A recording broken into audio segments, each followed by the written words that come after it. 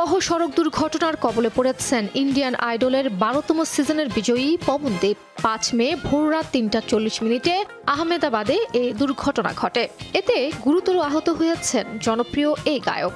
আহত পবনদীপকে হাসপাতালে নেওয়ার পর চিকিৎসা করেন কর্তব্যরত ডাক্তাররা। তারই একটি ভিডিও ছড়িয়ে পড়েছে সোশ্যাল মিডিয়ায়। তাতে দেখা যায় পবনদীপের পরনের জামাকাপড় কাটছেন চিকিৎসকরা। তার বাঁ পায়ে ব্যান্ডেজ করা হচ্ছে। অনেকটা অচেতন পবনদীপের বাঁ হাতে ক্যানোলা লাগানো। জনপ্রিয় টিভি রিয়েলিটি শো ইন্ডিয়ান আইডলের 12তম আসরে বিজয়ী হন ভারতের উত্তরাখণ্ডের পবনদীপ। অডিশনের পর থেকেই গান দিয়ে দর্শক শ্রোতাদের মন জয় করেন পবন। এ আসরে দ্বিতীয় রানার আপ নির্বাচিত হন অরুণিতা।